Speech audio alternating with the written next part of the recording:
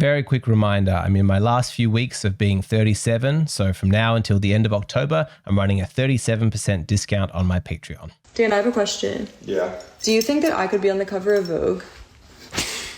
Like that fashion thing? Yeah, like the fashion magazine. Could I be on the cover if I really wanted to? Isn't that for like supermodels? Yeah. You're just an average person though.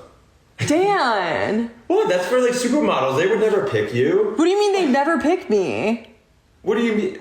That's like the thing. So you're saying I'm disgusting and ugly? No, you're gorgeous. But I'm saying like you're not famous. Would you be shocked if I got on the cover of Vogue? Yeah. Are you telling me right now you could never be on the cover of Vogue? No, you could, but I would be shocked if you were. Okay, so you'd be shocked. She's thinking, I can't believe he failed my test. And I'm thinking, where does the entitlement come from so many women who think that it's okay to test men constantly? Let's be clear, men don't ask questions like this. Average guys don't turn to their girlfriend and be like, hey babe, do you think I could play in the NBA? Why would he ask that? He already knows the answer. He's not tall or athletic enough, so asking is pointless. But then why, for women, are these exaggerated, emotionally loaded questions so common? This is a uniquely feminine behavior, and men have no framework to understand what's going on here. For men, if we ask a question, it is a sincere search for information. Why else would you ask? And so when a woman says, do you think I could be on the cover of Vogue magazine, we assume you want real data, a real response. And women already know the answer. You're not telling her something new, but then suddenly you're in an argument and she's annoyed at you.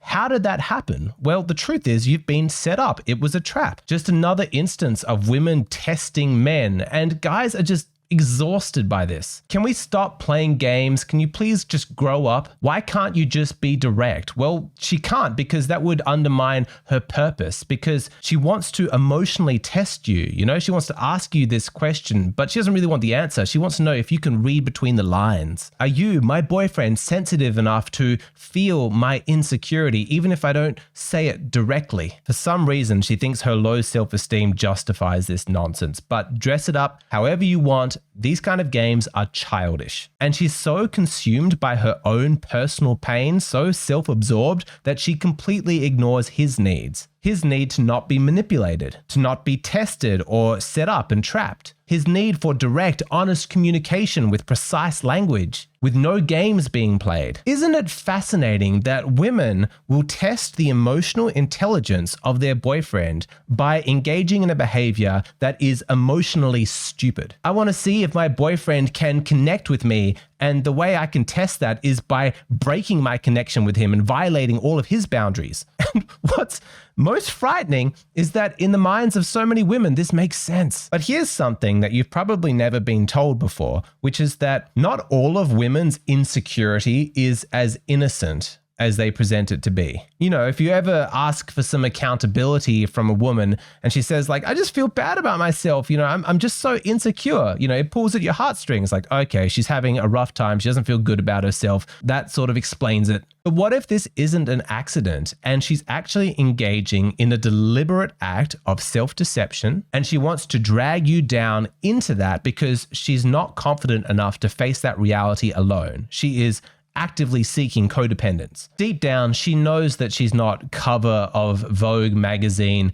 material, but she doesn't have the courage to be responsible for her own delusion, so she ropes you in. She wants to live in a fantasy. That is her desire, and she pushes responsibility of that onto you. She wants you to create the fantasy. Yes, you're beautiful. Yes, you're a fashion magazine cover model, so that she can live in that. But at this stage, you're not reassuring an insecure girl. You are a co-conspirator in a delusion. You're protecting her from her own self-awareness. I think most of you guys can relate to this. If you've ever been in a discussion with a woman and you felt pressured to say something that you know was not true, this is what's happening. It's not about validation. She is outsourcing responsibility onto you for her own self-deception. Textbook codependence. But believe it or not, that motivation is actually quite clean and wholesome compared to how dark it can get. Because consider the possibility that she knows that she's not beautiful enough to be on the cover of a magazine. She's not delusional, she's not insecure, but she still wants you to say that she is that beautiful. In that moment, she is completely aware of what she's doing. She's not looking for validation, she's looking for a display of submission. I know that this is dark, but please try and understand, for a woman like this, what brings her pleasure isn't hearing you say,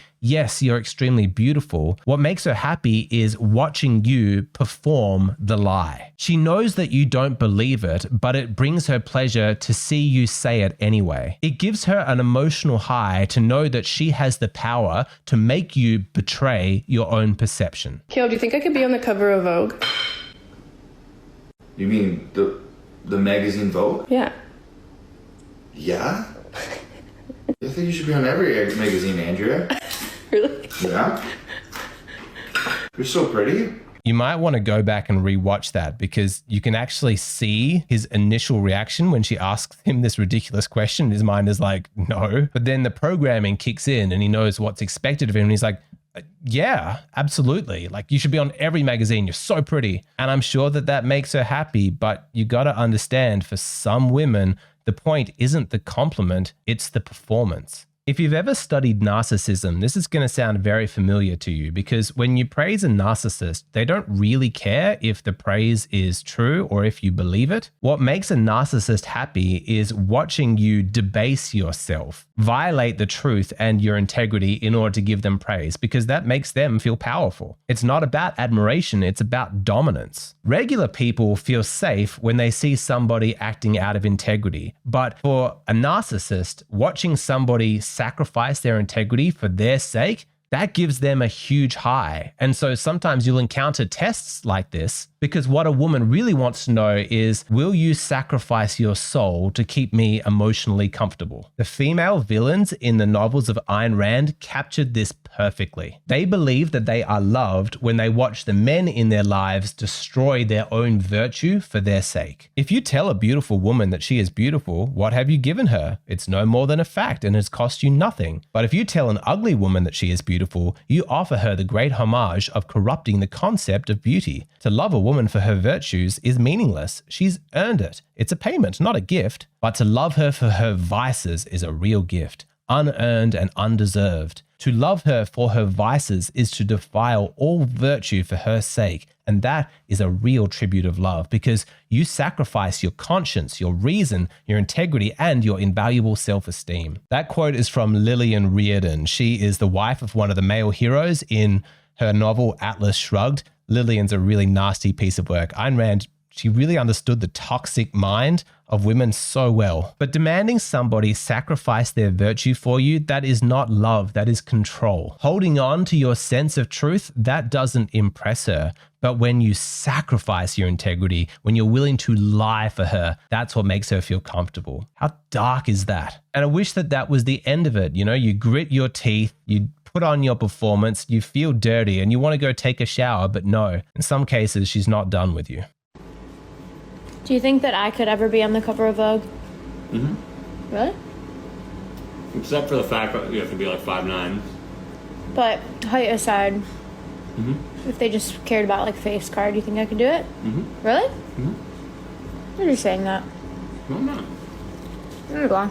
He says, yes, you are pretty enough. And she says, really? Really? And he keeps saying, yes, yes, yes. Like he keeps confirming, keeps validating her. And after all of that, she's like, nah, you're just saying that. And he has to say it again. No, I really believe that. You performed your emotional duty to her delusion, and she's still not satisfied. She wants more. She pushes harder. Why do women get stuck in this endless loop of needing more? One possible explanation is she's just really needy. Some women do need constant reassurance. Their self-esteem is that low that one single compliment, it doesn't really register. She needs it repeated. As a man, dealing with that is emotionally emotionally exhausting, especially if it's one of those women who has figured out that she can get more praise, more validation if she insults herself lots. So as pretty as you're telling her that she is, she's like, no, I'm really fat, I'm really ugly, and you don't like me, you think I'm unattractive. And he's like, no, I really do think this, like I'm not lying, I'm telling you the truth, please believe me. For most men, this just is annoying, it just feels childish. But for some women, it is just straight up insecurity that makes them like that. But that doesn't justify her behavior, because